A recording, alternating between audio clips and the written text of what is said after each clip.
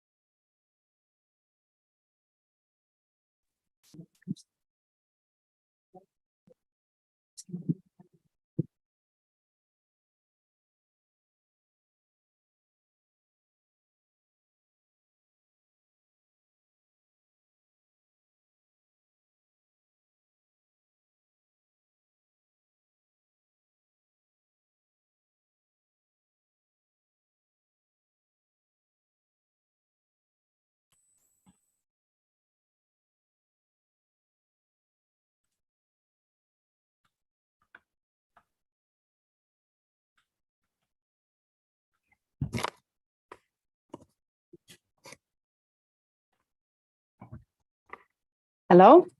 Hola, buenos días. Hello. Good morning. Do you hear me? Yes. Okay, I'm Miguel Castro, Sevilla University. Okay, mira, voy a empezar ahora, vamos a empezar ahora la grabación, si le parece. Okay.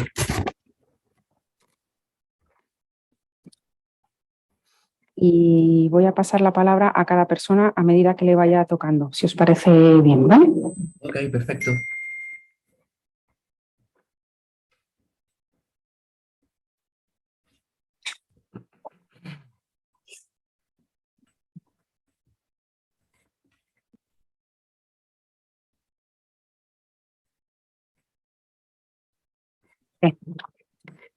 Okay.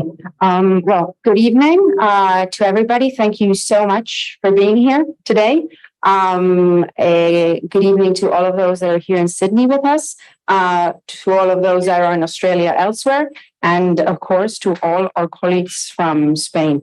I would like to introduce this first conference among Spanish and Australian universities, and I would like us to give a special thanks to our Consul General, Javier Carvajosa.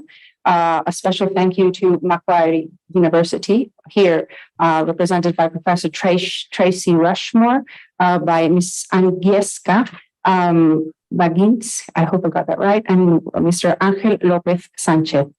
I would also like to thank La CRUE, the Conference of Rectors of Spanish Universities, here present by, first of all, Excellence Chancellor Miguel Ángel Castro from the University of Seville, and of course by members of the internalization sector from La CRUE, Mrs. Professor Carmen Vargas and Carles Padilla, which will have a presentation representing all Spanish universities and as members of the group of internalization of La CRUE. I would also like to thank collaboration of all our friends here. We have representatives from RMIT, University of Canberra, of course, UTS. Thank you once again for being here. University of Sydney, University of La Trobe, University of Melbourne, University of New South Wales, Australian National University, and so many more. I truly thank you for being here today in face-to-face or online. Also, from our friends from Spain, we have representatives from the CEPIE, the Internalization Service for Higher Education, which is part of the government of Spain, from the Ministry of Universities. We also have ambassadors, the Foundation of Spain and Australia, the Council Foundation of Spain and Australia, Vega Tubero. Once again, thank you for always being here for us, for Instituto Cervantes from Sydney. The main goal of the Council Foundation is to deepen bilateral relations among Australia and Spain, and of course has, amongst others, representatives of the important businesses here, such as Acciona, Navantia, Cámara de Comercio, Indra, and we also, Instituto Cervantes, are part of the Council Foundation Spain and Australia. We also have representatives of the press, and I once again thank all of you for being here today. We have more than 150 people here, face-to-face and majority online, for this first conference that we're putting in place, thanks to the generosity of the Macquarie University, in the framework of Cátedra Cervantes, along with the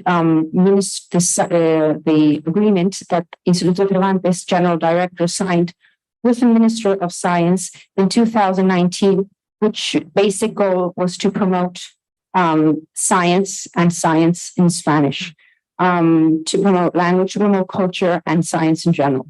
This is a new era post-COVID, and our goal here is to strengthen ties and relationship with those which whom we have common goals. There are more than 84,000 mobilities per year in university sector, and there's less than 200 in Australia. And we would truly like to promote these international mobilization among university and specifically in the area of science. So once again, thank you all for being here.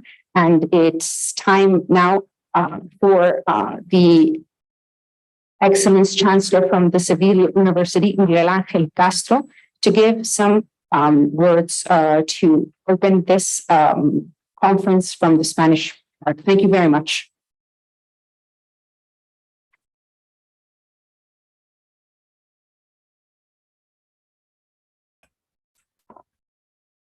Hello, good morning. Did you hear me? Yes. Okay, so thank you very much. Dear representative of the Cervantes Institute at Sydney, dear Spanish Consul General in Sydney, dear representative of the Spanish Ministry of University, of CEPIE, of the Spain-Australia Council Foundation, and of Spanish researchers in Australia Pacific area, dear representatives of Spanish and Australian universities, and ladies and gentlemen, good morning from Spain. As President of the Internationalization and Cooperation Board of the Spanish Conference of Rectors, we call CRUE, it's for me a real pleasure to share this opening session of the first official conference between Australian and Spanish universities. I should say, I think, that I would have really liked to be with you in person in Australia, rather than behind this screen. I hope that as a result of this first meeting, we will have the opportunity to organize more events like this that will help us to know better each other and to progress in our mutual collaborations. First of all, I'd like to express my gratitude to the organizers of this conference, to Coral, director of the Cervantes Institute in Sydney, thanks to you are the real catalyzer of everything in this occasion. And I thank to the Association of Spanish Researchers in the Australia Pacific area, in the person of its president, Ángel López Sánchez. And I thank as well to the Macquarie University for making this event a reality. In second place, let me say a few words about our university system and its conference of rectors. The Spanish university system is composed by 84 universities, of which 50 are public and 34 are private. Out of them, all 50 public university and 26 private university belong to CRUE, to our association. In consequence, I should say that CRUE is, without any doubt, the voice of the Spanish universities and the main interlocutor for our university system with the different agents, with the Spanish government, with other conferences of rectors and institutions like the European University Association or the European Commission, among others. And thirdly, a few remarks about the internationalization of the Spanish university system. For sure, you will have the opportunity to learn much more about this from the presentation of Carles and Carmen. As European higher education institutions, the Spanish universities have in Europe their natural environment and therefore share the main elements of the Bologna system, a common structure in the three academic levels, the European credit transfer system as a measure of the students' dedication time and course load, and the European quality assurance system for external accreditation of all of our titles. We also share the Erasmus program for mobility of students and for academic and non-academic staff. And as the result, and the rest of the European institutions are witnessing the evolution of the European higher education area towards a new model of university in which education should be more interlinked with research and with innovation. A model where European joint degrees and new legal figures for university alliances are envisaged. A model, finally, where the European Universities Initiative, with 41 consortia so far selected, should play now a crucial role. And at the same time of being deeply European, Spanish universities are very much looking to Latin America. These come naturally from our common history, our language, and our culture. A strategic association of Ibero-American universities, like the Tordesillas group of universities, gathering universities from Brazil, Spain, and Portugal, and the AUIP, an association of more than 250 Ibero-American universities for graduate studies, that now I have the honor to chair, are playing a real role, a crucial, a central role in boosting academic and scientific collaborations at this Ibero-American level. But Spanish university should be much more. As the word university itself means, we should look to be universals. Science and academy have no barriers, and our university collaborate worldwide with any region of the world, including, of course, Australia.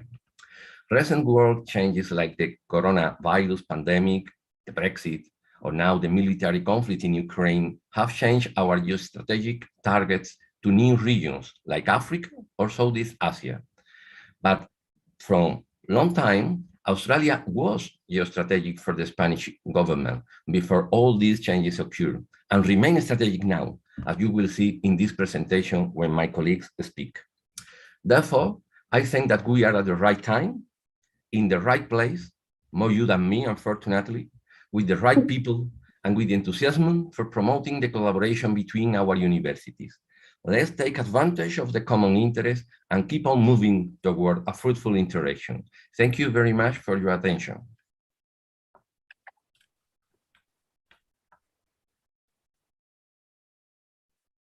Thank you. Thank you so much for that introduction. And last but not least, to finish our introductions, I would like to welcome our Consul General here in Sydney, Mr. Javier Carvajosa Sanchez, to give us some words. Thank you.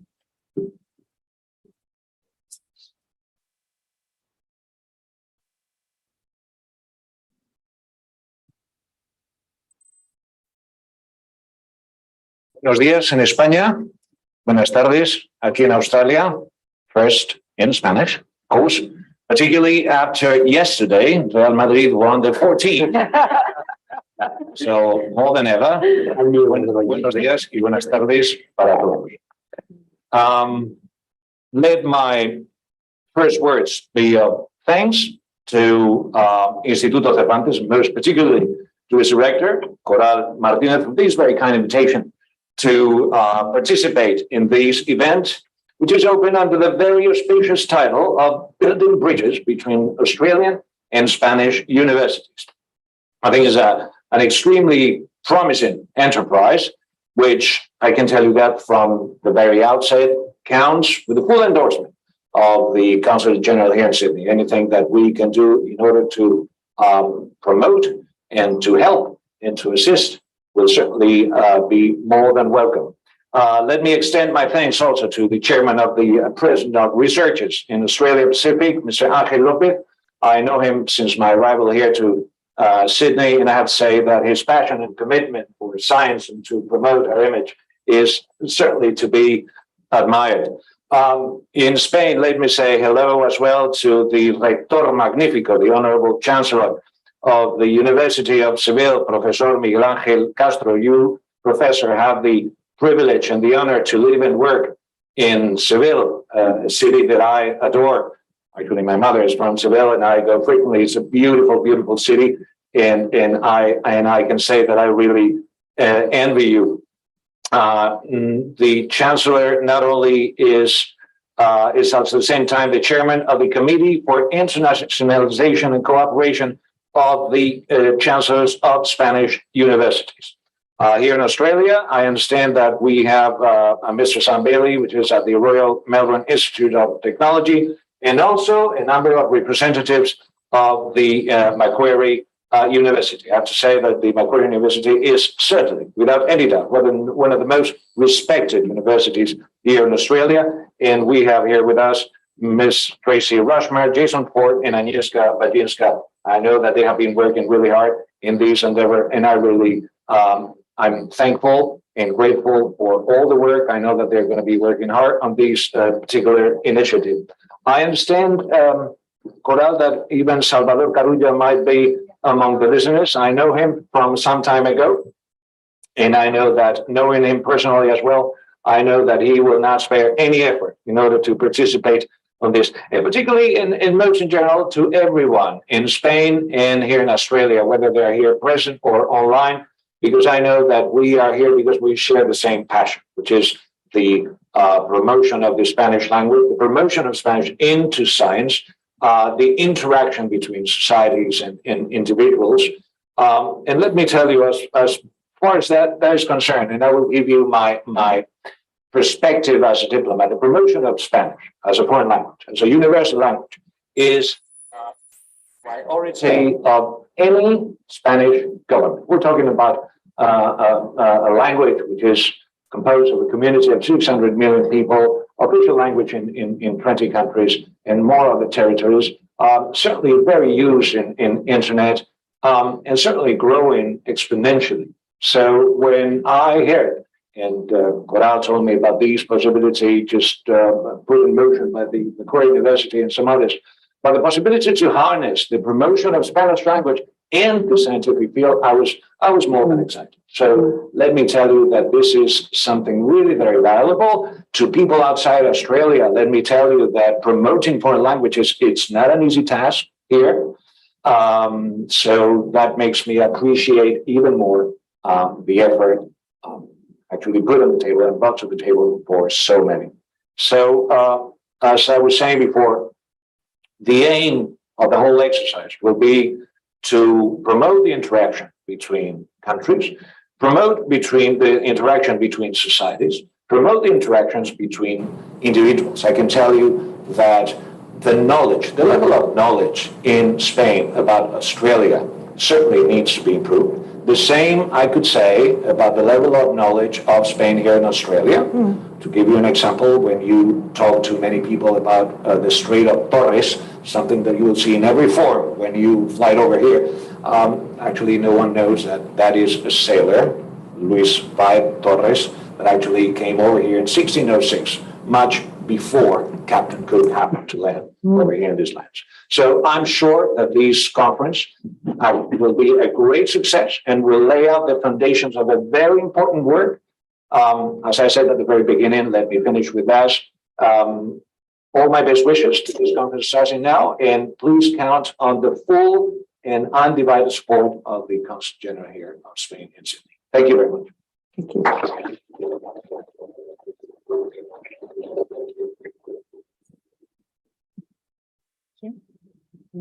And now with further ado, I would like to introduce Professor Tracy Rushmore. She's going to be in charge of the presentation of the education system in Australia. Thank you.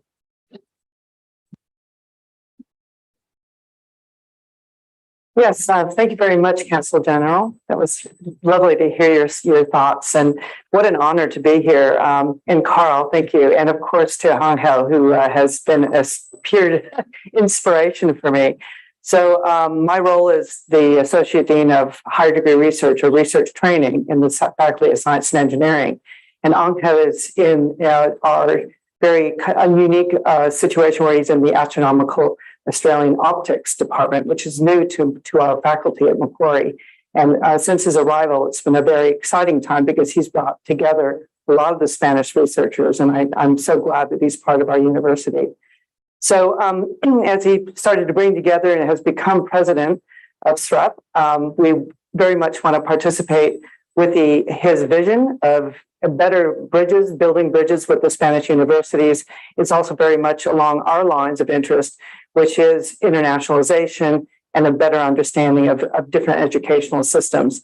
You can hear from my accent you made that I'm actually not Australian. I am Australian, but I've been here since 2007. And I've been in both the US educational system and in Europe, in Switzerland. And then I've come here from there. And so I've really enjoyed looking at the different ways of education is managed through universities and how it's delivered. And I also find an opportunity where we can match.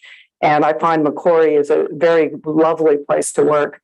And it's also quite flexible. And so I'll talk a little bit how, as was mentioned earlier by our first honored speaker, that we've adopted the Bologna model, which helps us integrate much more easily with the European system.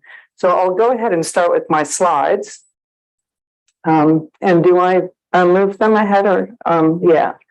So I can go ahead and just move them myself with the screen.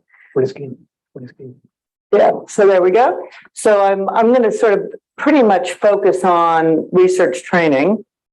And we call it the BPhil or Masters of Research Year 1, Masters of Research Year 2 to the PhD, and the pathways that we have that allow us to integrate both with Europe and the universities and what that looks like.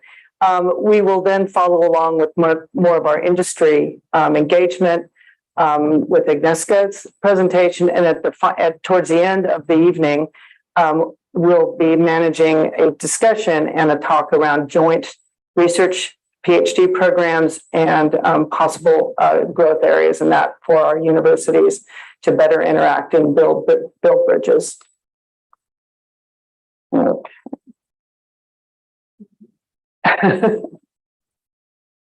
See if I can go ahead. Oh, do I do this? Yeah.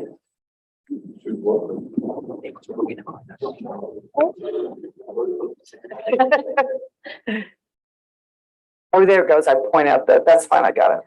And you'll have to readjust. So one of the things that you want to start asking yourselves is why do you want to do a higher degree research? Why would you want to go into that? And that's something what are the real drivers?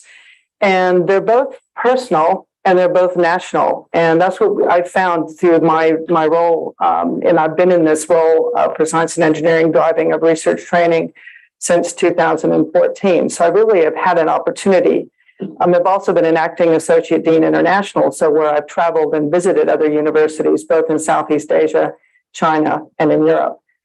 So what we find, and that's quite almost quite universal or global, is that fundamental skills, data analysis, independent and critical thinking, along with organization and time management skills, are where people really want to look at how they can develop their area of research and expertise. You can see that these types of skills can fall into almost any area of research.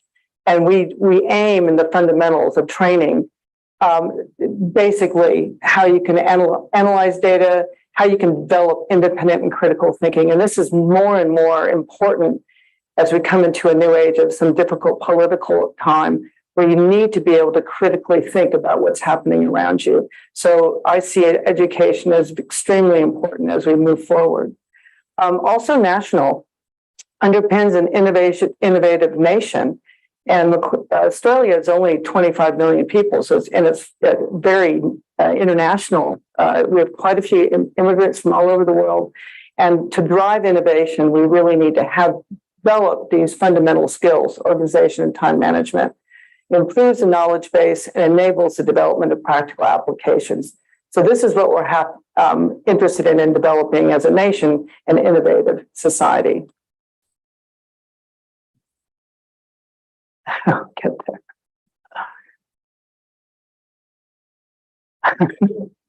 Here, maybe it's on the side here. There you go. It's changed. Oh my God, it just takes a little time. Oh, you did it yourself. Okay. Just as a snapshot, I thought, since we are representing Macquarie at some level, but this is not unusual in Australian universities. You can see here that this is a snapshot of where we are today. This is data from April 2022. Is that we have in our university, but this is not uncommon in Australian universities in general, several different faculties or schools. And here we have the business school, business faculty, the faculty of science and engineering, human and health sciences, and the faculty of arts. And you can see here in red, these are our PhD programs. And we have quite a nice split among the PhD here. Our faculty has the most that tends to be very attractive for international. So if you look over on your right, you can see that our faculty, I think is up here, there it is, has actually the most, one of the most international programs.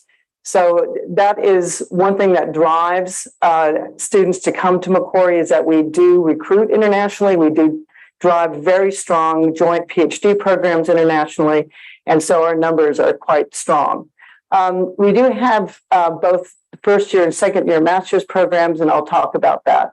And you can, this has been growing quite well over the past, I guess since 2014, when I took over as associate dean. They brought me in partly because of my experience in the US, where I ran a master's of research program for 6 years before then. And I was able to really help translate some of that more, a different style of education, if you will, because originally a lot of Australian universities used the honor system from the UK and wasn't quite as translatable to European universities. So that was something that was introduced by the Deputy Vice Chancellor of Research, Jim Piper. And then when I took over, came into the role, we started introducing a Master's of Research program that would stand us out a bit from the other universities in Australia, but has since been adopted by quite a few of the universities. So this 2-year master program is quite translatable.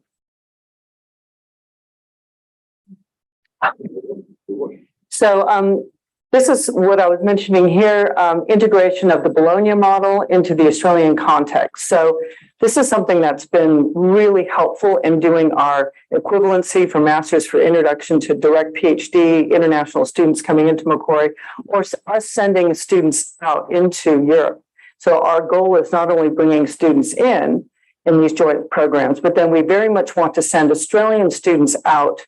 And I would think this would benefit their ability to understand and appreciate foreign languages, which is really important, as was mentioned by the Council General. We really do want to encourage European interaction, particularly with some of the very strong universities that exist in Spain and in Europe.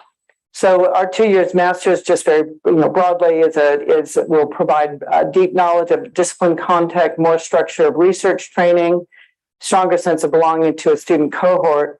And this is what was important in terms of moving us into a more global outlook, is removing the honors enrollment. And honors is something that you would really only see in the UK, and we've needed to move beyond that. And I really appreciate the vision of our Deputy Vice Chancellor of Research at the time to really move outside of honors and bring in something that was somewhat unfamiliar. And it took some work to convince people what a good research training program it was. Very briefly, international education is really what we're after. example of the pathway options, and just some of the ideas is this is the Bologna model where you have a bachelor program, a master program, and you can exit here and you still have this training background. And then the third phase is your doctoral program. And that would match with the European and the Spanish universities' Bologna model, as mentioned earlier. Just some of the advantages, international portability. This is something we really have focused on at Macquarie, and to some extent, some of the other Australian universities that very much want to be more outward looking.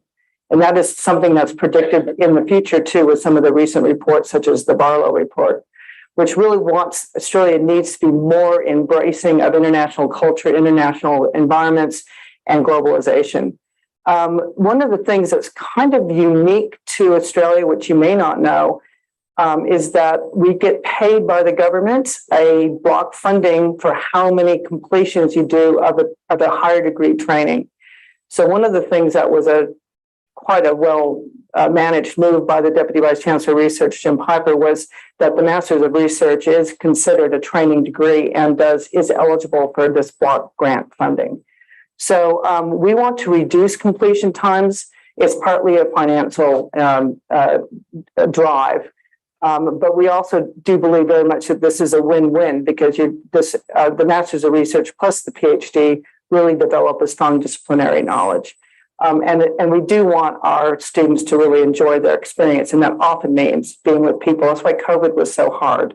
We really struggled with our students losing that connection with their cohorts. So some of the basic structure, just so you get a sense of how this might fit with other universities that you represent and people online.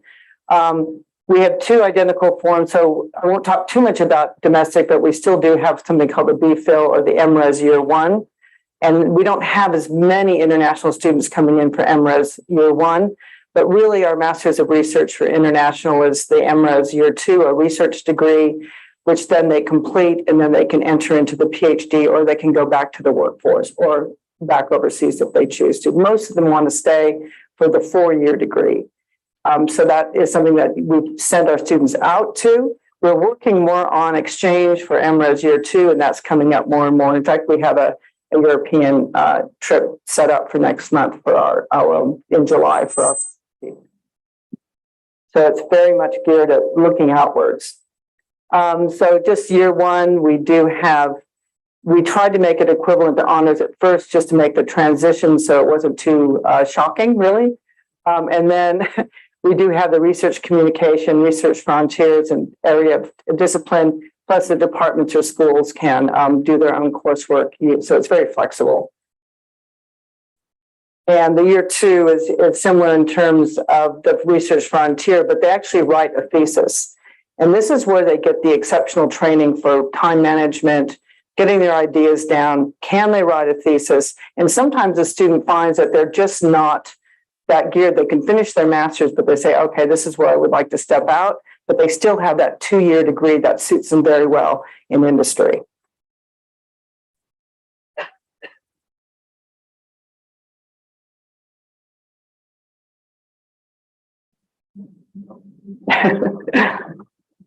Go ahead and give it a go. Yeah, thanks. So just some of the basics. We do have a minimum GPA or WAM, weighted average mean, that we would look at to get the top quality students in, but there is some disciplinary variation. And some of these credit grades are just 60% or higher. So we do look at those entry requirements to be sure students are able to do the work. And we haven't really had too many issues around that. Very few do drop out. We do have a lot of training within the university to help students, and a lot of mentoring. Really proud of what we do for our higher degree research students.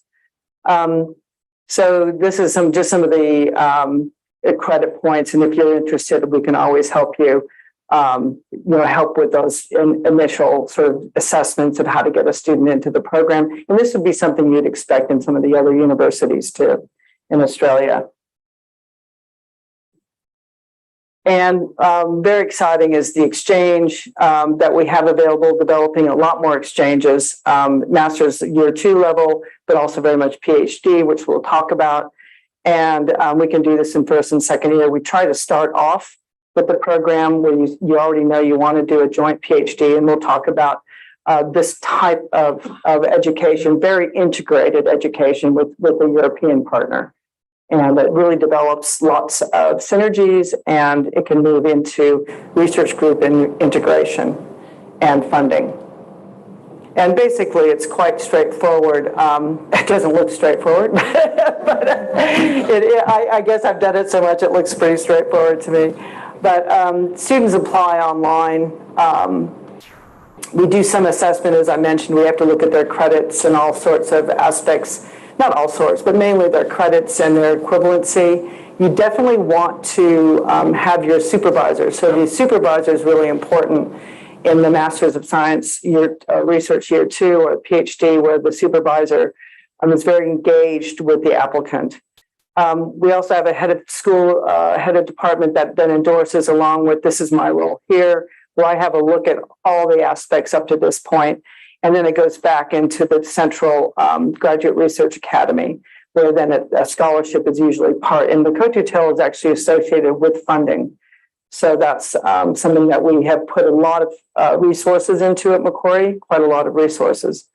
And then hopefully the applicant gets the offer. And we do have one of the largest HDR cohorts for our size. The group of 8 is a bit, of course, bigger, but we do complete a lot of students in higher, because we have made this one of our goals is research training. And just a little bit, just as I mentioned, there's research tuition issues, but we're looking into more flexibility around that. Most universities offer scholarships to help support living stipend. And then we do have the 4-year scholarships when that's sometimes to do with the coursework. Students can come over for a coursework, and then they can move into MRes year 2 if that's a pathway that they choose. And we call it the Road to Research Scholarship Program that was introduced about 2 years ago at Macquarie. And there's other examples in other universities. And then the transition from master's research into a 3-year PhD, or this is a master MPhil, master's of philosophy, which is slightly between MRes year 2 and PhD. Again, some of the details here. And since 2018, we really have awarded a large number of scholarships, and we didn't fall off the cliff we were concerned about so much with COVID, but we really engaged, had offsite enrollments, lots of flexibility in our policies. So I'm really proud of how quickly we moved to support our research training during such a difficult time. Again, PhD support, as I was mentioning, we have lots of learning skill programs, mentors programs, and we've received very good positive student feedback, and we'll be addressing some of that later. And people who have, has, for example, talked to in the co-tutel program and some of the support that we give them, it's really great. So I'm just going to leave it on this last slide to transition over to Agnieszka's talk, which is research training program changes. And just one of the things that's happened with the, and I think it will continue under the new governance that we've just voted in over the last, 8 days ago or so, is that there's an incentive, now a financial incentive, to bring students into industry internships. And that's something we thought in engaging with some of the Spanish industries also.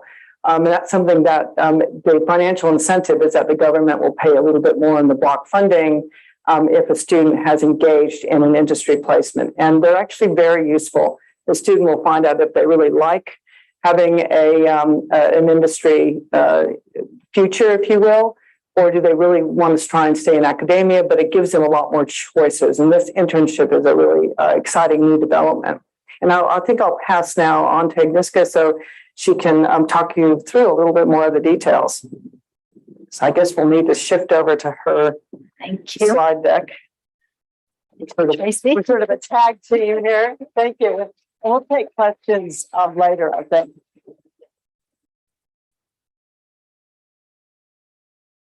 Okay. Good evening, everyone, and good morning to colleagues overseas. My name is Agnieszka Baginska. Thank you very much for having me here today. It's an honor to be here. I represent the Graduate Research Academy at Macquarie University, and I would love to share some information about our industry research programs. So, our industry higher degree research programs, apologies for that, I'm on the right slide now. They comprise of two programs, really. One would be something that most of you may be more familiar with, and that is a industry-driven PhD or Masters of Research degree. So such a degree would comprise a thesis project that would have a significant component that is jointly constructed with the Macquarie University supervisor and the industry-based supervisor. It may involve in-kind financial support provided by industry to the project. And it has the most important, I think, characteristic of it is it has a significant amount of industry placement and industry engagement throughout this program. Then, as Tracy already mentioned, we have introduced the higher degree research internships. Students that are enrolled in the Masters of Research or in the PhD are eligible to partake in this program. It can take place during a research degree that has a significant component of industry engagement already in it, or it can be a standalone internship project that occurs during the student's enrollment. And this enrollment in Australia also includes the period of time during which the student is under examination. So they have submitted their thesis and they are waiting for the examination result. Okay, so here's a little bit more information in detail about the graduate industry programs. As you can see, as I've mentioned, the PhD and the is a 3-year degree, and the Masters of Research, as Tracy explained, is a 2-year degree, the thesis year being the last year of that degree. And it is characterized by an industry-focused HDR project. The engagement in the degree is throughout the duration of the degree. The engagement can also start through the supervisor's connections with an industry partner, for example, and the student is then recruited into the PhD, or it might be a combination of other factors. It may also be that the student already has worked in industry before, or even an employee of a company and are very interested to work in the research and development area, and they have a pressing research question that they would like to work on. So they're the two different types of the university-led and the industry-driven research projects. The student is always supervised collaboratively by the industry and the academic supervisor. The student spends a significant amount of time with the industry partner. That can be on-site, it can be on campus, and it can be even done remotely. So this is where also my colleague Angel will be talking about the co-tutels. We really do not have borders as an impediment to research in this case.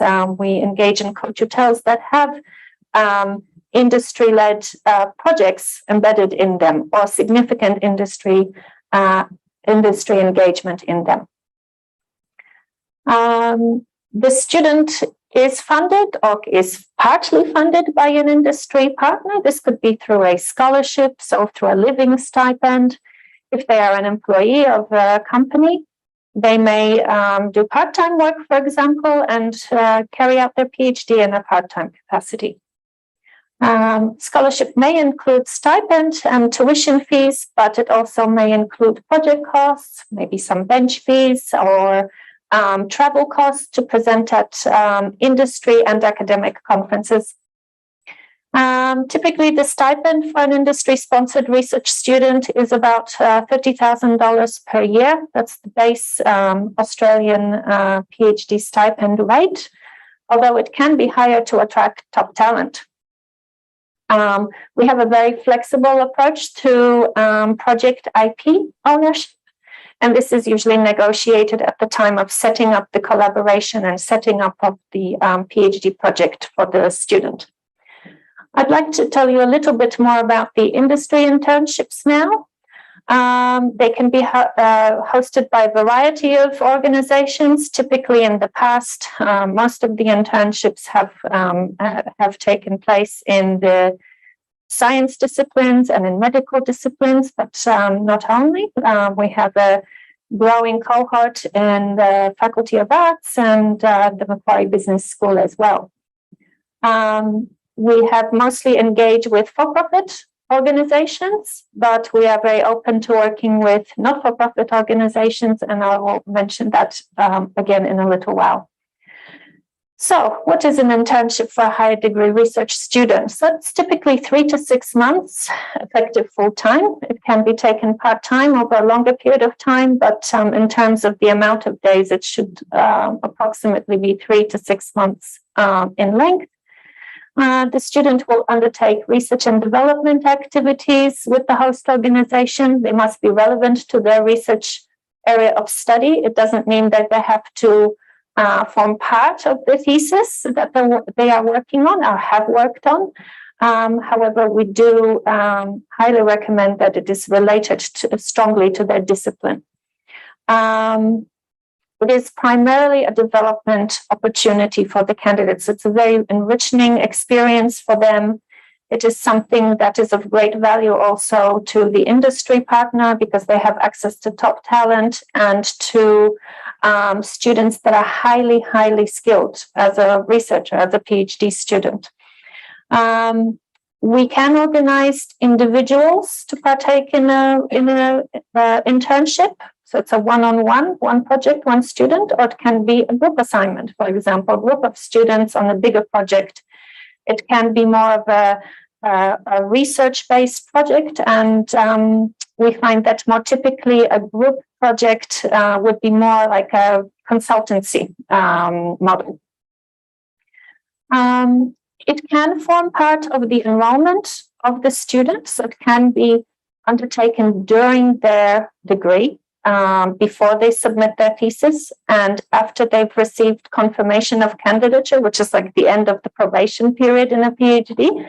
But also, the student remains enrolled once they submit their thesis. So while they are waiting for this thesis, for the thesis examination result to be announced, they have typically a number of months, 3, 4, sometimes 5 months even. So this is a perfect time for the student to broaden their network, look at new opportunities. Whilst they may be looking for employment opportunities, it's a very good way of interacting with maybe a potential employer through this project.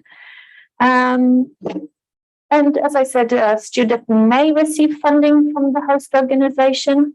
For not-for-profit organizations, we will consider cases made to the university for co-funding. And the final slide. Yes. Okay, so here's just some benefits of engagement with the 2 industry programs through Macquarie University. For the student, it's very exciting to work on a project that is shaped by industry, by what's happening right now. As we know,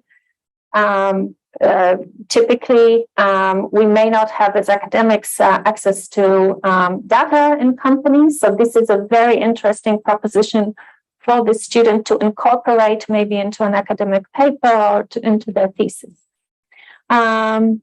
The fact that the student receives mentoring and guidance from an industry supervisor is invaluable. This really sets them up for future success in an industry-chosen employment. They also learn very good soft skills and acquire knowledge that would only be available to them through these interactions with an industry partner. And this experience definitely enhances their employability. From the academic supervisor's point of view, the benefit of a industry-embedded research degree is building strong partnerships with industry and identification of opportunities for further collaboration, increased ability to attract future funding in competitive grants or from other sources, building track record of industry engagement, of course, and supporting the candidates, both the current candidate and future, in developing their skills. Thank you. Sorry. Oh, it went back to the previous slide. Sorry. I'll just, that's okay. My slide has gone. That's fine.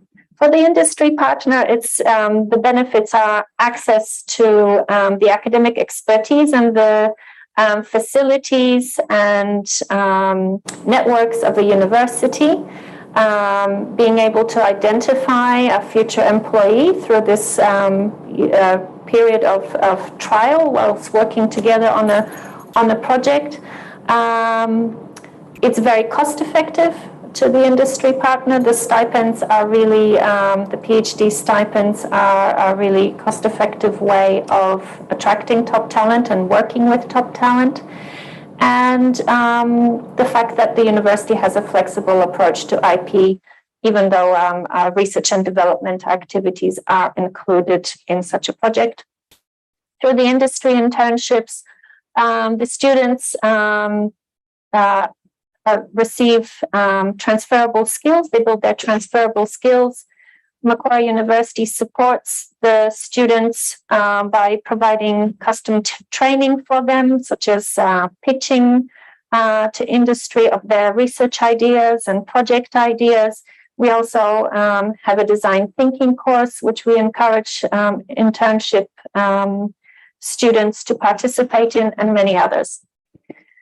It's very valuable, of course, to grow professional networks for the student through such an internship, just like any other internship would. The industry internship for higher degree research candidate also allows them to make easier connections for a smaller project, and the same goes for the supervisor. It's a good way of forming a collaborative research relationship with not as much commitment to begin with. Try before you buy. So this can lead into bigger and greater projects down the track.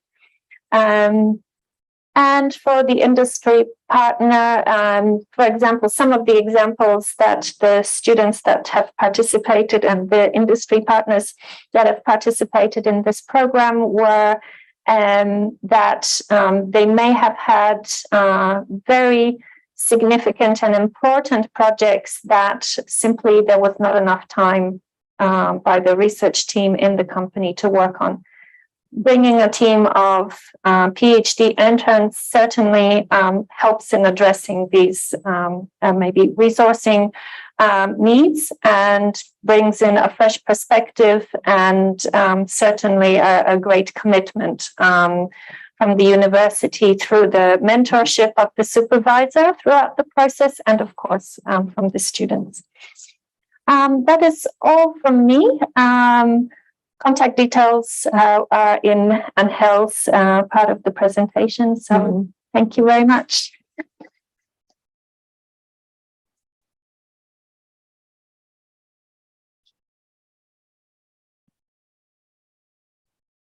Thank you so much. Now it's a turn for our colleagues from Spain. Vice Rector for Strategy in University of Seville, Mrs. Carmen Vargas, also Vice Rector for Internationalization and Multilingualism of the University of Valencia, Mr. Carlos Padilla, Carles Padilla, in representation of the Group for Internationalization and Cooperation of la CRUE, representing, of course, all Spanish universities as the Chancellor from University of Seville mentioned in the beginning. This presentation is, of course, regarding of the Spanish university system and the possibilities of collaboration. Thank you so much. Hello, Coral. Good morning. Good afternoon in Australia. Can we see our presentation on the screen, please? Oh, yes. Thank you very much. Thank you. Thank you, dear Coral, Director of the Instituto Cervantes in Sydney, and congratulations for organizing this important conference. Thank you especially for your invitation, for allowing us to show, even in a very brief way, the characteristics of the Spanish university system and to give some proposals of collaboration with Australian universities. Many thanks to the director of SPIE, the Spanish Service for the Internationalization of the Education, Alfonso Gentil, and to the rector of the University of Seville, Miguel Ángel Castro, president of the Internationalization and Cooperation sector of the CRUE, the Conference of Rectors of Spanish Universities, and all our colleagues of the Executive Committee, Dorothy, Sara, Sebastián, Rosa, Mabel, Reyes, Antonio, and Dani. Thanks to the Spanish Consul General, Javier Carvajosa, the President of the Spanish Researchers Association, Ángel López, the representatives of the Macquarie University, professors who has told now, Tracy and Agnieszka, and all the authorities and representatives of different Australian and Spanish universities and institutions who are present at the Instituto Cervantes in Sydney or connected online. For those who don't know us, my name is Carles Padilla, Vice Rector for Internationalization at the University of Valencia, and Carmen Vargas, Vice Rector for Institutional Relations and Internationalization of the University of Seville, will accompany me in the presentation.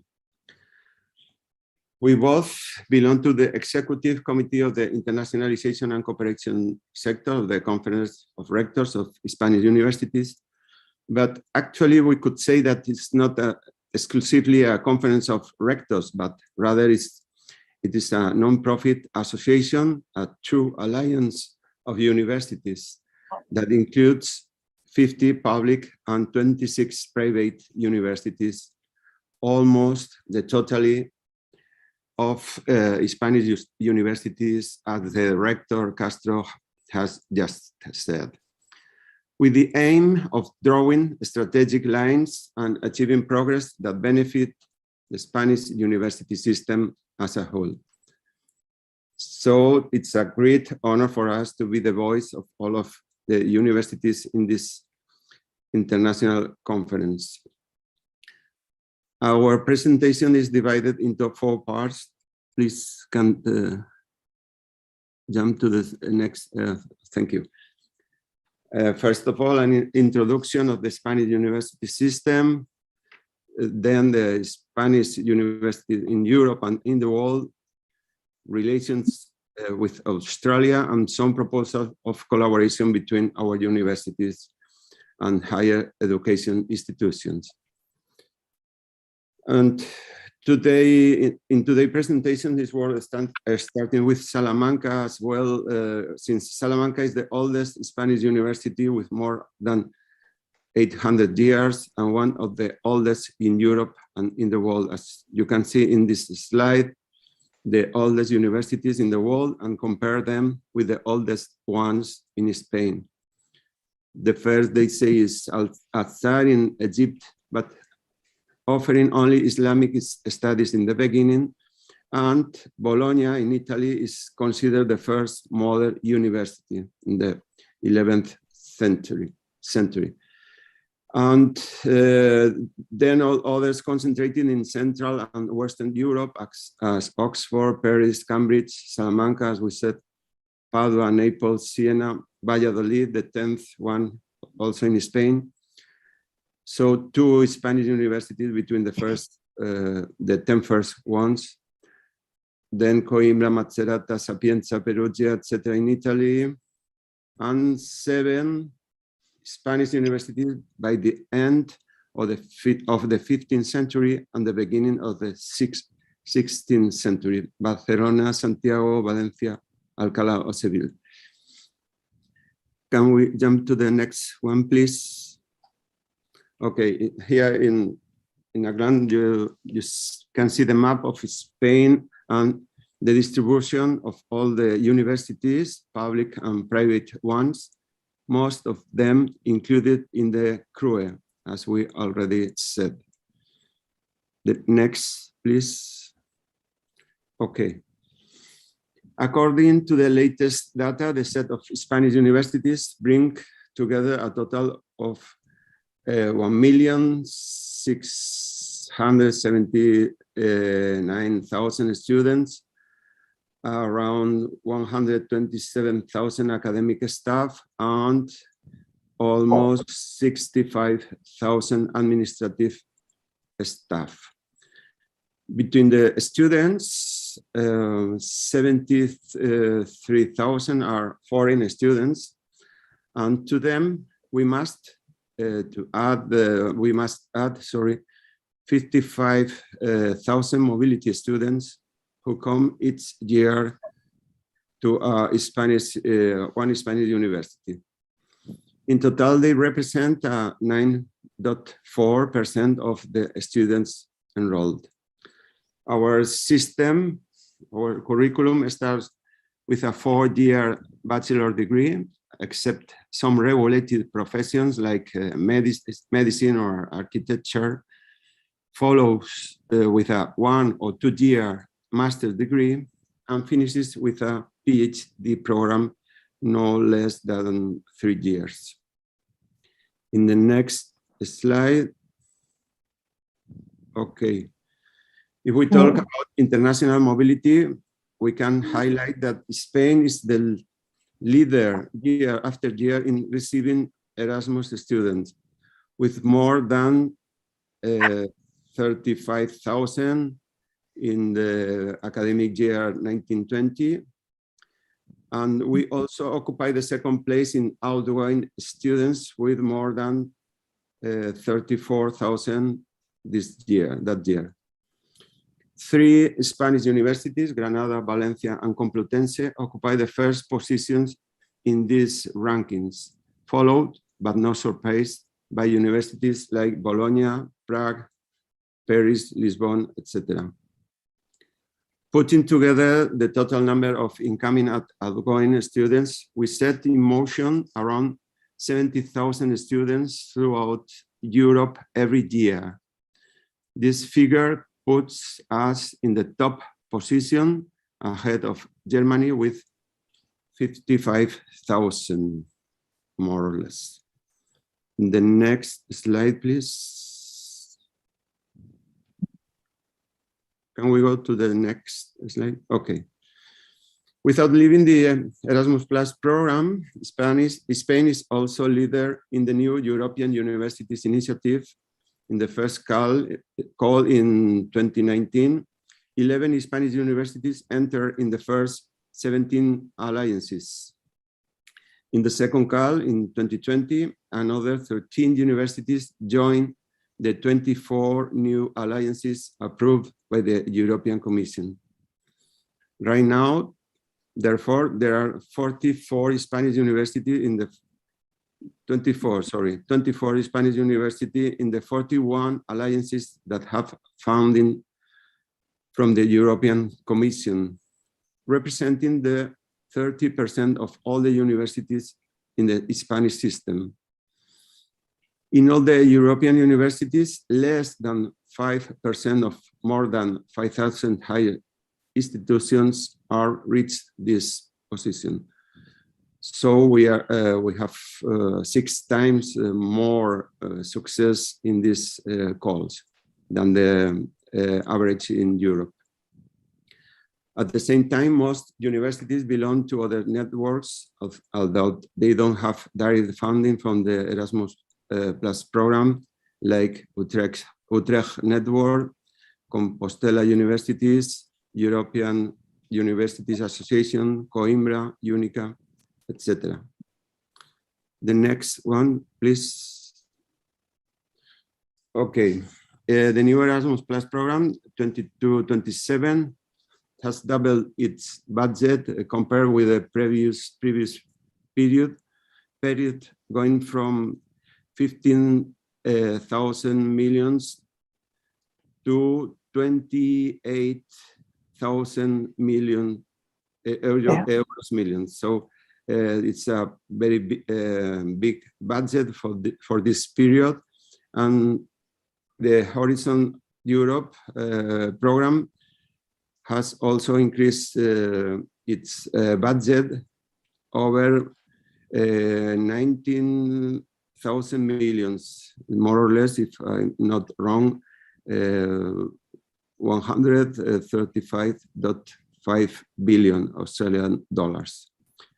So, Coral, with your permission, I will pass the floor to Professor Carmen Vargas, Vice Rector of the University of Seville. Thank you, Coral, and thank you all. Thank you. Thank you very much, Carles. Can we have the next slide, please?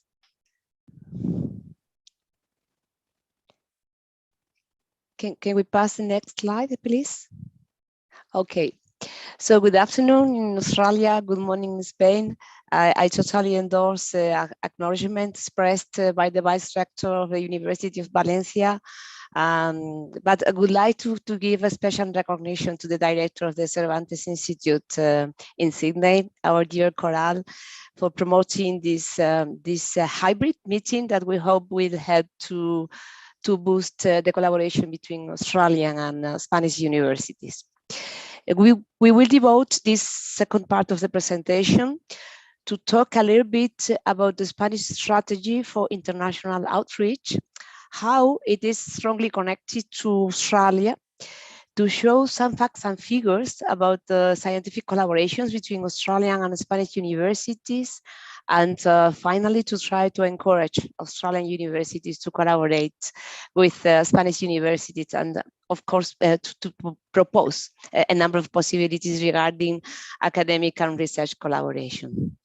But before that, a short mention, I mean, following the previous slide by Carles, to the fact that beyond Erasmus countries, the Spanish university system is strongly connected with the rest of the world, by means not only by mobility programs, but also specific network scientific associations, university associations in the 5 continents. Unfortunately, the mobility numbers with Australia are still low, but really what we have there in the presentation is a table which is coming from SEPIE, the Spanish Service for Internationalization of Education. They give us the numbers of the program of the Erasmus Plus sub-program KA 107, which is financing mobility outside the Erasmus, let's say, countries. So the numbers are not really very high, but these are not the real, I think it's not the real figure, because we cannot account, we don't know how to account yet the total numbers, especially concerning mobilities of researchers. Okay, so next one, please.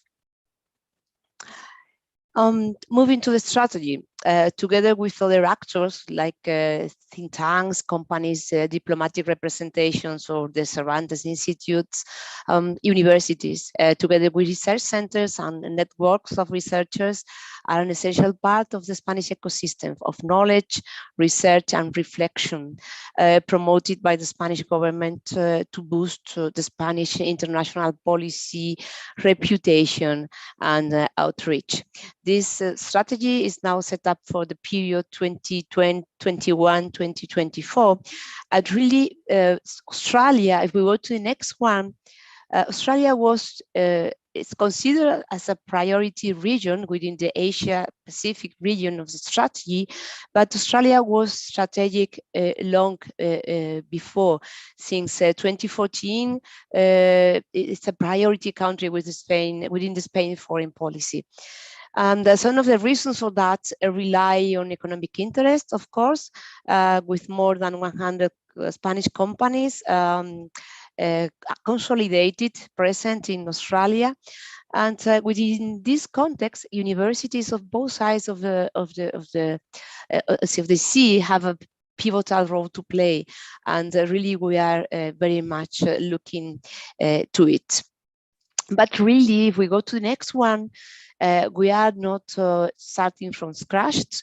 Obviously, since it's a long-term strategy, there is a strong baseline of collaboration and institutional support. For instance, with the Spain-Australia Council Foundation, which is promoted and supported by the Ministry of Foreign Affairs and Cooperation.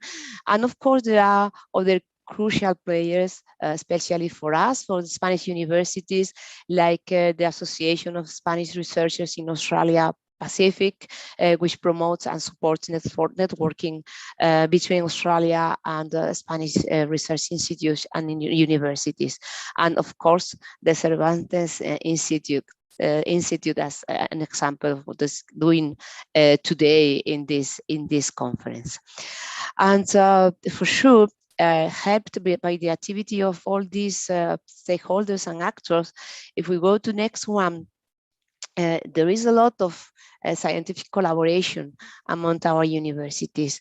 As you can see in these figures that we just took recently from the Web of Science, and which are illustrating the number of publications by the main Australian and Spanish universities involved in joint research.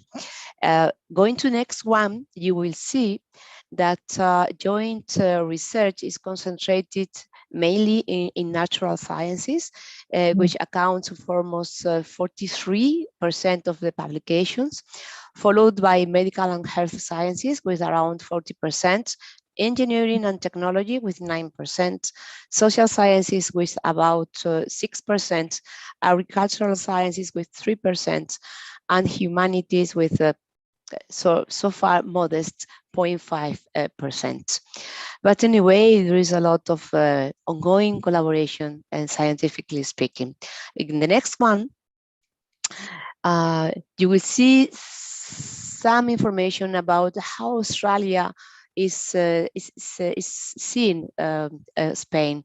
And really, when we were preparing this presentation, we were very glad to learn that the general perception by Australia about Spain was good, including the Spanish universities. So you see in this slide on the right part, this comes from a recent survey that the International Promotion Subgroup of the CRUE Internationalization and Cooperation Boards implemented with the participation of worldwide Spanish diplomatic representations like consulates, cultural attaches, Cervantes Institutes, and chambers of commerce. You see, it's true that part of this positive perception is because Spain is a very attractive country for tourism. But it's also true that the answers about the Spanish university system were positive. And but on the contrary, it was also evident that the Spanish universities are not very well known in Australia yet, and that there are some bureaucratic and calendar barriers that hamper the movement of students between the two systems. And but to help to know a little bit more about our system, in the next slide, please, we present 6 reasons taken from the CPIE web portal for students to enroll in Spanish universities and for researchers to collaborate with Spanish universities. First, the international reputation, both academically and scientifically speaking, especially when it comes to the rankings by subjects, which are to us more relevant when searching for a university to study or to do research. Second and third, the Spanish capacity for innovation and technology with some examples in the slides, and the increasing offer of English taught courses. Fourth and fifth, the attractiveness of Spain because of the quality of life, including an extraordinarily good public health system and cultural assets. And last but not least, the Spanish language, a language which you will see in the next slide, please, that is the second in the world in number of native speakers, and which is taught in a considerable number of Australian universities, as you see in the right part of the presentation. According to the last report of the Cervantes Institute, Australia is the 22nd country in the world in Spanish learning students, being English the third one.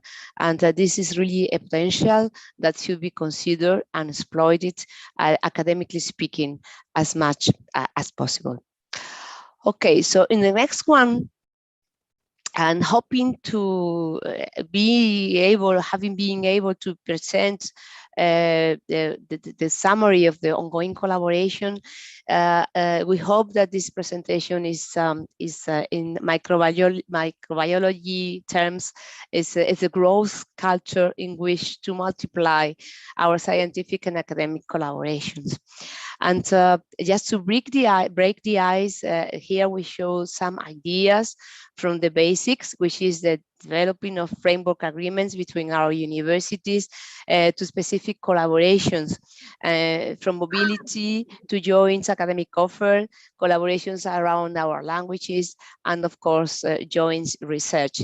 In this sense, we have something equivalent to the graduate research industry program explained by Agnieszka, which are the industrial doctorates. It's a doctorate which is performed within an industry and is co-supervised by the university and the industry, and is focused on a research interest of the industry, is industry driven. And of course, for this, we need a contribution for all of these. That is our only ideas for starting. We need a contribution, not only the universities, but also other actors in the ecosystem. Some of them are fortunately in this forum present, either online or face-to-face. So this is everything from our side. We are looking forward to hearing your interests and proposals for a solid and sustainable collaboration between our universities. Thank you very much.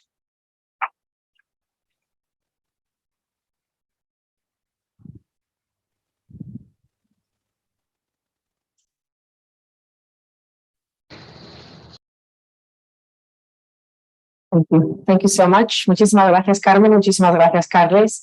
And thank you so much for CRUE and for this a very detailed and enlightening presentation from the Spanish side. And last but not least, of course, it goes without saying, Dr. Ángel López Sánchez and Professor Tracy Rushmore will finish the presentation with a presentation on collaboration options and common projects for tutel programs. Thank you so much. Buenos días, España. Buenas tardes. Good evening here in Sydney, in Australia. It is a privilege to be talking to all of you. Thank you very much to everyone who is participating in this conference. I'm really excited to be representing not only the Spanish researchers in Australia Pacific, but also Macquarie University, moving together this opportunity of working together and trying to get more students and mobility of students particularly, and then later moving into research all together. What I'm going to present today, it is the establishment of a pioneering PhD co-tutel project between Australia and particularly between Macquarie University and Spanish universities. But as I said, I'm talking in both fronts. I'm both part of Macquarie University. I'm an astronomer, an astrophysicist working at the Australian Astronomical Optics Faculty of Science and Engineering, Macquarie University. and at the same time, I'm the president of the Spanish researchers in Australia Pacific. And I thought that was important, at least to mention, if that wants to go.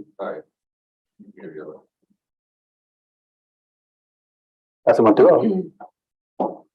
Working very well for whatever reason. Try now.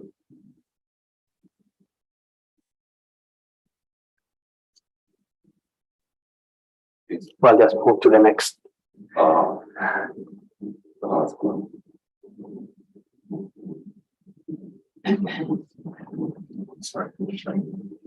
Try again. As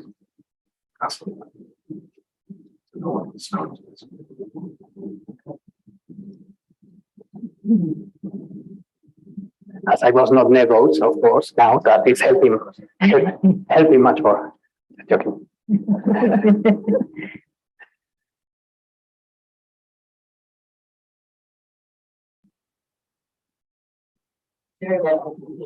Okay.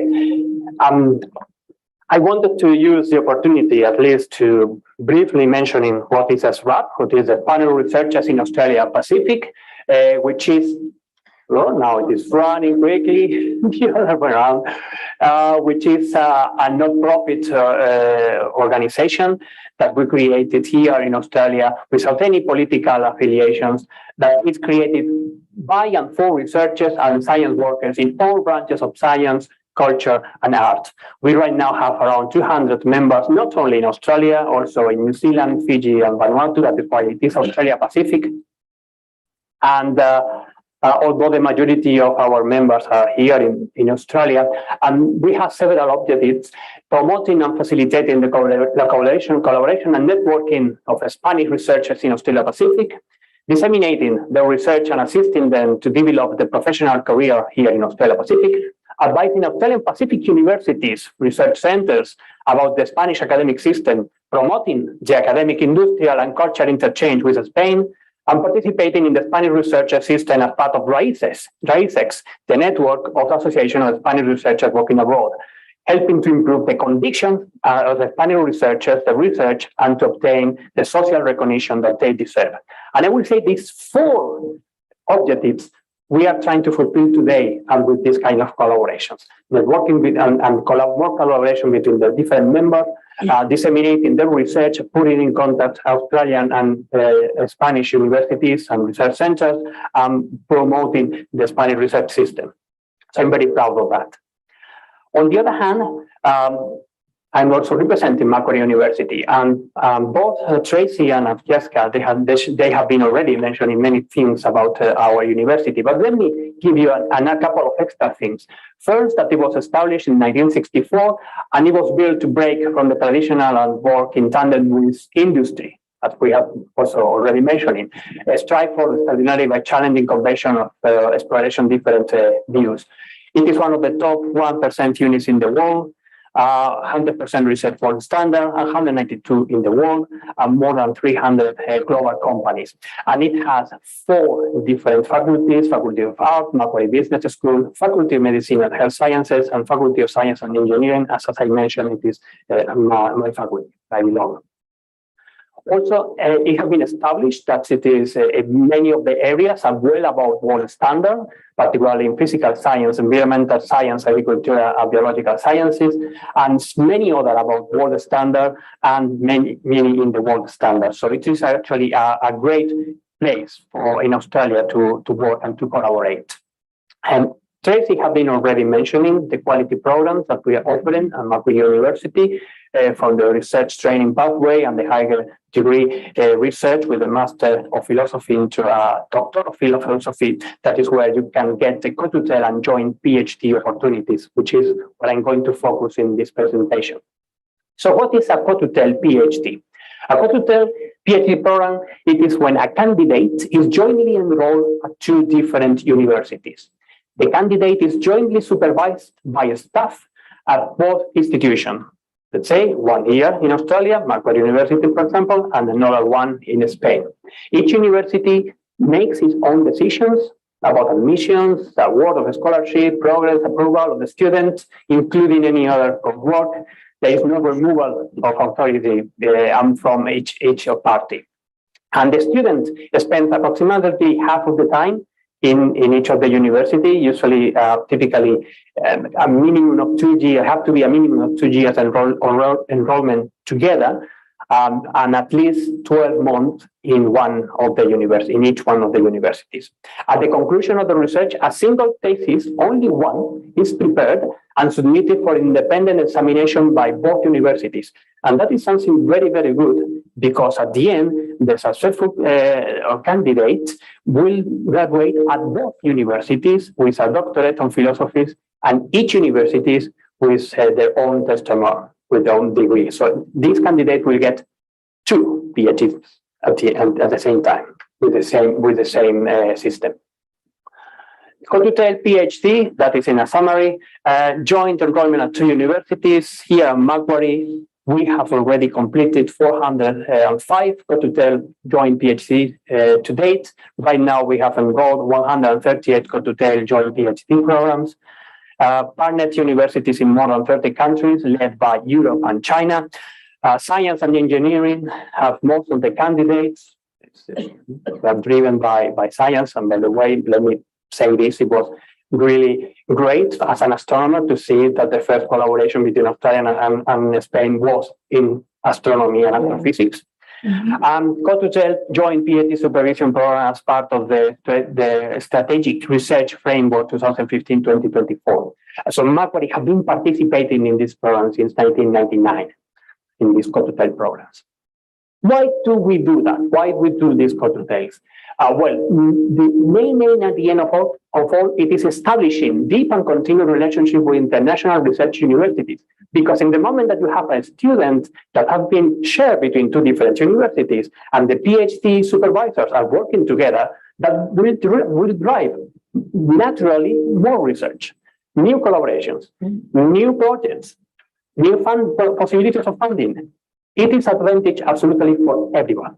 And that is what is trying to also to summarize. I'm not going to read all of this, a lot of information. You can get the slide, and you can get this information also from Macquarie University and from other places, because it is just really good for all the involved parties.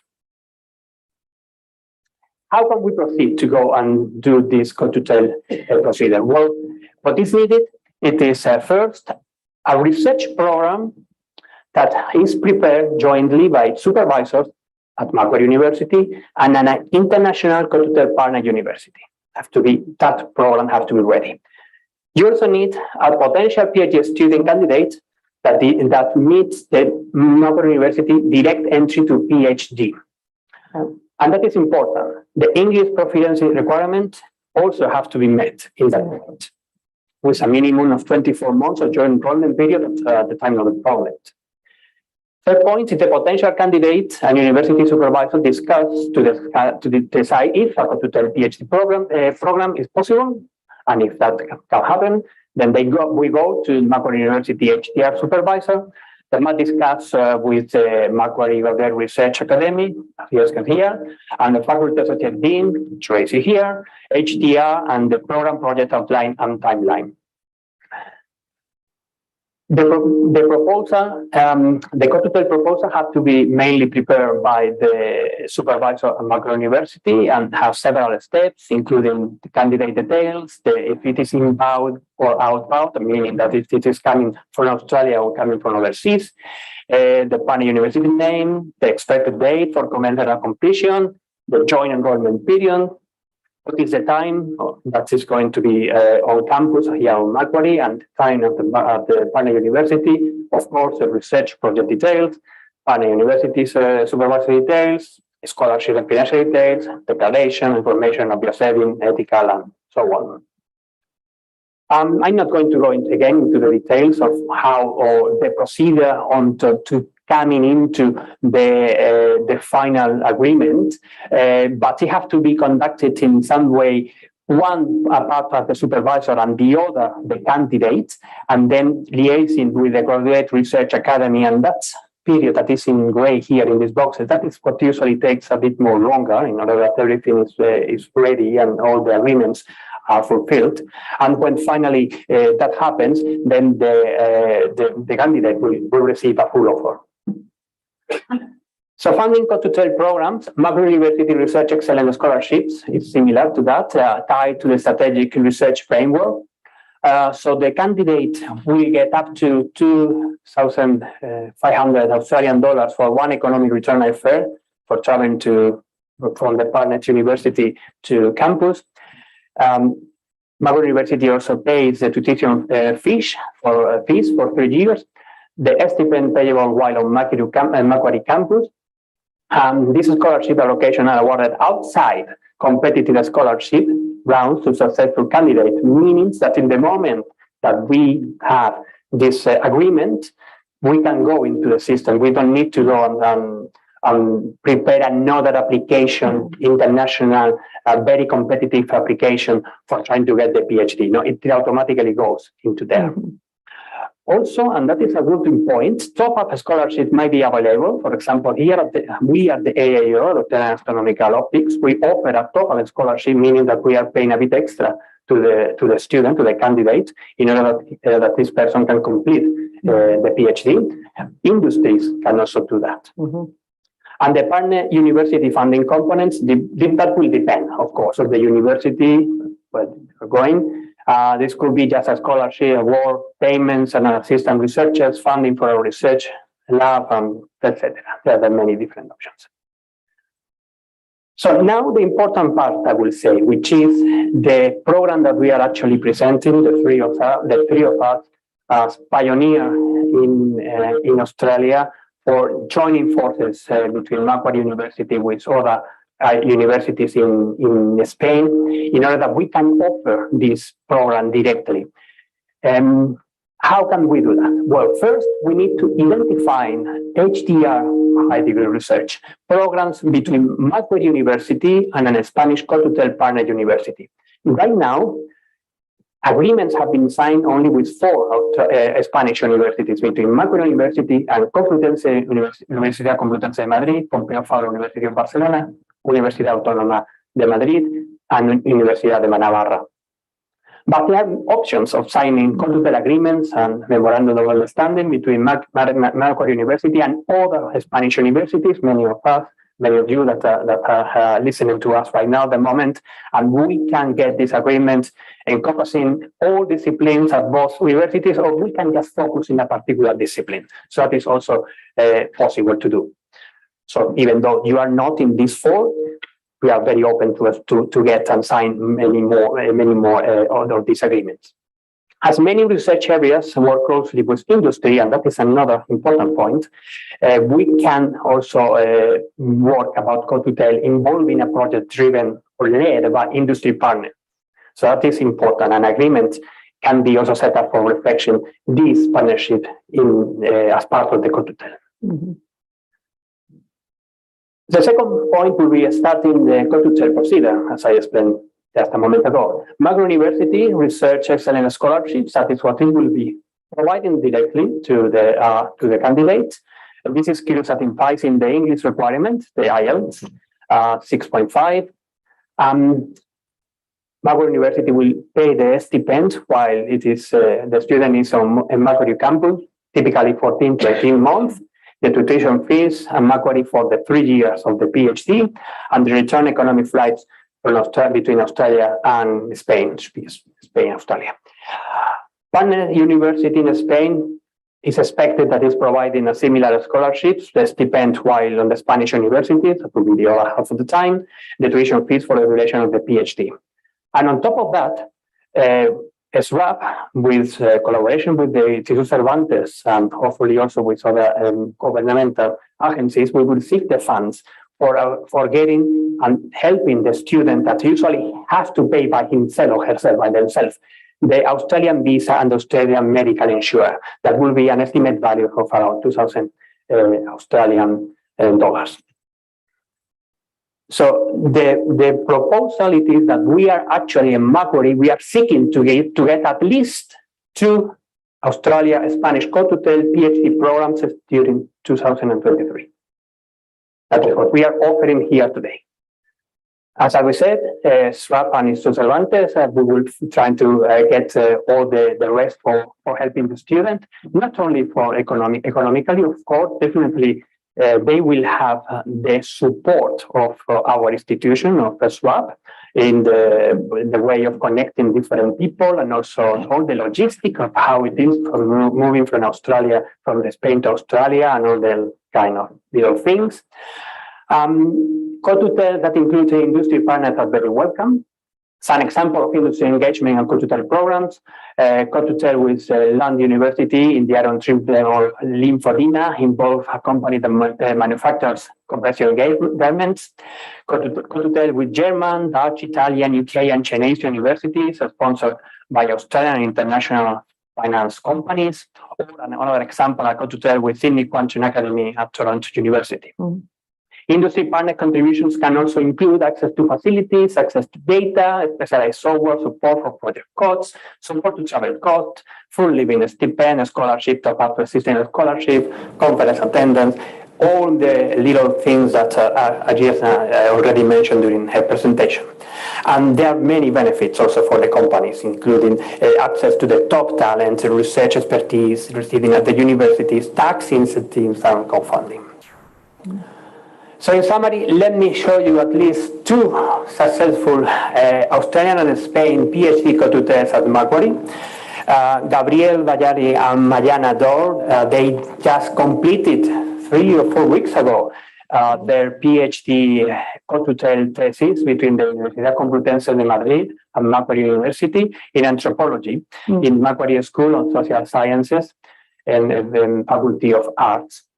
And I was able to talk to them just last week for almost more than an hour, and they could only say good words about this agreement, and particularly the people at Macquarie University, all the facilities that they have, all the help that they could get, and the environment, and so on. So I think that probably they are also online. So if you want to ask them, they will be online.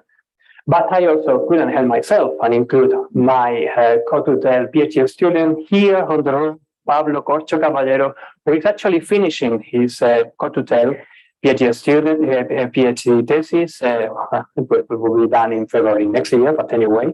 And here you see him with me working in the Australian telescope in the Cascade, the largest optical telescope in Australia, in a visit that we had just last month. He can also provide his input about how things are going. Hopefully good. I will finish here. So thank you very much to everyone for this. And we are really open and we want this to happen. Here are the contact details for the 3 of us. And something else that I don't want to forget, it is that I really want that, and now I'm talking as a SRAP again, as a SRAP president, and I really want that this is the first approach. I mean, the first kind of the pioneering work that we are doing, the pioneering program, and that many other Australian universities can join to this program, and we can achieve something like that for increasing the mobility of but also researchers, and increasing the number of projects in all different areas of knowledge. Thank you very much.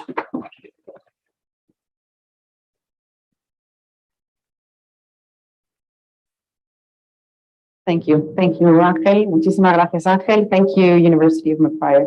It goes without saying that this has been the first endeavor that we have put in place, and I'm quite positive it will not be the last. I would also like to suggest also possible, living examples, we said, of people that have already gone through this, but sometimes maybe not as backed up as from a university as we would like, and that's what we would like to try to put in place to help Instituto Cervantes as a non-profit here in Australia, and also Instituto Cervantes in general as one of our main goals to promote science in Spanish, and in general, of course, to build these, metaphorically speaking, bridges among universities in Australia and in Spain. I would also like to appreciate the presence of other representatives of universities here from Australia, and would also like to tag along with as a suggestion of my colleagues, friends from the Macquarie University to say that this will not be the last conference, and we would truly like to put in place, along with you and Spanish universities, that will be able to resume all these requirements to put in place further activities. We also have here representative from other university, for instance, the UTS, my friend David Ortega. If I may, if you can speak about your example that you put in place. Te paso la...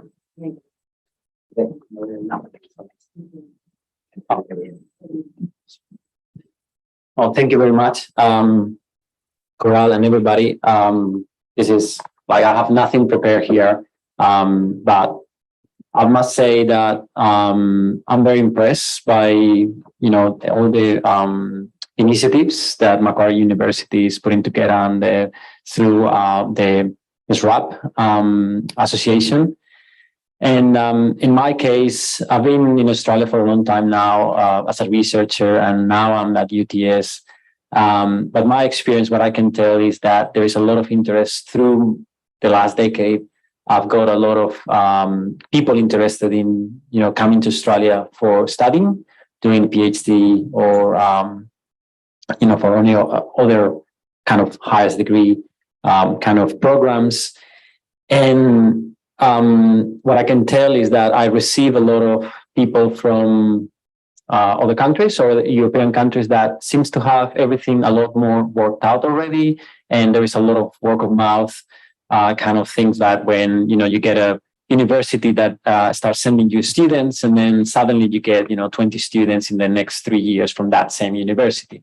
So it really works for students. I think that is very much the origins of the Erasmus program. So I think that here we have an opportunity to create a similar program where we increase the mobility, and then we basically establish pathways like this go-to-tail kind of program, pathways for Spanish people that want to come here to Australia, but also from Australians that are very much interested in going to Spain. I think there's a lot of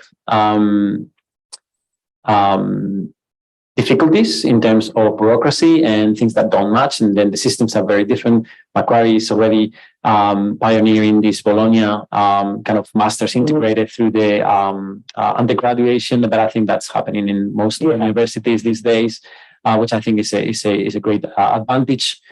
And I just wanted to say that I got a lot of frustration from many people in Spain not trying to come here and then not finding an umbrella to rely on and something to say, okay, so this is a pathway, I can find it in this webpage and this university, or contact this person. So this pretty much everybody's by themselves. And then some of them actually are able to find their way and come here, but many others won't. So I think that establishing that from a kind of centralized that would be fantastic. So I'd like to congratulate you on this program and how this initiative, and hopefully I can convince my colleagues at UTS to do something similar and join you in that initiative. Thank you very much, and thank you. Thank you. Sorry, thank you, Dave. There you go. Let that frustration be our energy to ensure that that shall never happen again. We will try to, as best as we can, and put in place programs, and we will follow this through, because I have been contacted several times during this presentation, and I answered I'm in the middle of something. Please, let's talk about that later. But it goes without saying that you have all my support to put in place what we're actually trying to offer here, along with the counterpart Spanish universities, to put in place further conferences to help. And I can announce that we do have a future conference, in this case, with our colleagues from Canberra. But there will be many more if necessary. As I said before, you have all our support to put in place the necessary agreements so that this frustration shall never happen again. at least as we are very convinced that this is the way to go. Thank you so much for being here. Okay, shall we, if it's okay, we have surpassed a bit our time. This presentation will be online. And once again, thank you so much for being here, online or face-to-face, and for many more, hopefully, live examples of people saying that thanks to this effort, this time, and all your support and willingness to put these in place, we can see people actually coming, and people, of course, from our Australian universities going to our Spanish universities, and post it online, please, and come along. And for all of those that are here, we have a paella to offer you, and for all of those that are online, we offer you a virtual paella. Please be invited, feel invited, and of course, it goes without saying, you're always more than welcome to come here to Instituto Cervantes from Sydney, and I'm quite sure any Instituto Cervantes on the world. Once again, Macquarie University, thank you so much for your time. Thank you so much for your dedication, for your presentation. CRUE, Carmen Vargas, Carles Padilla, and el rector de la Universidad de Sevilla, University of Seville, and Counselor General, and all the people that are here today, online or face-to-face. Once again, thank you for your time and your efforts. I'm sure we can see actual bridges being built here in Australia towards Spain, and from Spain to Australia. Thank you very much. Thank you. Muchas gracias, Coral. Thank you very much.